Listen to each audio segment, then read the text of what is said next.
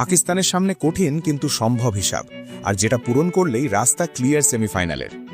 হ্যাঁ বন্ধুরা, ইংল্যান্ড নিউজিল্যান্ডকে হারিয়েছে আর সেই জয়েই নতুন জীবন পেয়েছে পাকিস্তান। যদি ইংল্যান্ড এই ম্যাচটা না জিতত তাহলে পাকিস্তানের টি-20 বিশ্বকাপের অভিযান সেখানেই শেষ হয়ে যেত।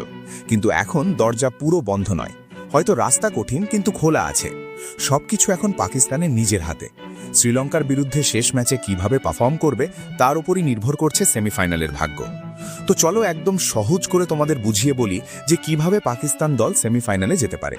ঠিক কত রানে জিততে হবে, কত ওভারে ম্যাচটি শেষ করতে হবে, এছাড়াও আর কি বড় বাধা আছে পাকিস্তানের সামনে, সমস্ত কিছু। তাই ভিডিওতে ফটাফট একটি লাইক দিয়ে চ্যানেলটিকে সাবস্ক্রাইব করে নাও।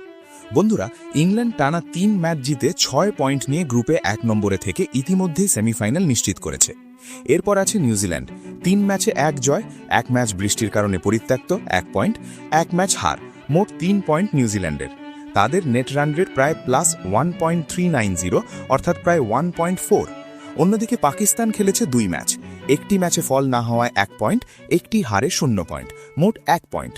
তাদের নেট রান রেট -0.461, প্রায় -0.5, অর্থাৎ নিউজিল্যান্ডের থেকে প্রায় 0.9 রান রেট পিছিয়ে আছে পাকিস্তান। এই ব্যবধানটাই এখন তাদের পেরোতে হবে, কিন্তু কিভাবে পেরোবে চলো দেখি। পাকিস্তান বনাম শ্রীলঙ্কা ম্যাচে যদি পাকিস্তান আগে ব্যাট করে তাহলে তাদের শ্রীলঙ্কাকে অন্তত 65 রানে হারাতে হবে।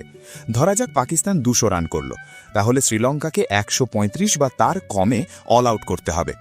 এই ব্যবধানে জিততে পারলেই পাকিস্তানের নেট রান রেট লাফিয়ে বাড়বে এবং নিউজিল্যান্ডকে টপকে সেমিফাইনালে উঠতে পারবে। বন্ধুরা, হয়তোবা 65 রান শুনতে যতটা সহজ লাগছে, বাস্তবে ঠিক ততটাই কঠিন। কারণ টি-20 ফরম্যাটে বড় ব্যবধানে জয় পেতে হলে ব্যাটিং, বোলিং, ফিল্ডিং সব বিভাগে নিখুঁত পারফরম্যান্স দরকার। আর যদি চেজ করে, অর্থাৎ যদি পাকিস্তান রান তাড়া করে, তাহলে হিসাব আরও স্পষ্ট কিন্তু আরও চ্যালেঞ্জিং বা কঠিন। শ্রীলঙ্কা যদি 150 রান করে, পাকিস্তানকে সেটা 13 ওভারের মধ্যে তাড়া করতে হবে।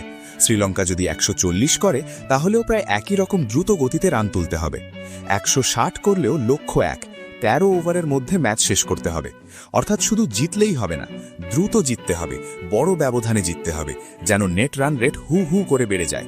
তোমাদের অনেকেই হয়তো ভাববে যে 13 ওভার কেন? কারণ নেট রান রেটের হিসাব হয় মোট রান বাই খেলা মোট ওভার বিয়োগ প্রতিপক্ষের মোট রান বাই প্রতিপক্ষের মোট ওভার।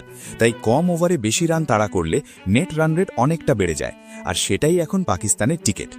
অবশেষে একটাই কথা, যদি পাকিস্তান এই শর্তগুলো পূরণ করে তাহলে তাদেরও হবে 3 পয়েন্ট, নিউজিল্যান্ডেরও 3 পয়েন্ট থাকবে। তখন সিদ্ধান্ত হবে নেট রান রেটে। আর যদি পাকিস্তান নিউজিল্যান্ডের +1.390কে ছাড়িয়ে যেতে পারে, তাহলে গ্রুপে 2 নম্বরে উঠে সরাসরি সেমিফাইনালে চলে যাবে। অর্থাৎ ইংল্যান্ড কাজটা করে দিয়েছে, নিউজিল্যান্ডকে হারিয়ে পাকিস্তানকে সুযোগ দিয়েছে। এখন দায়িত্ব পুরো পাকিস্তানের।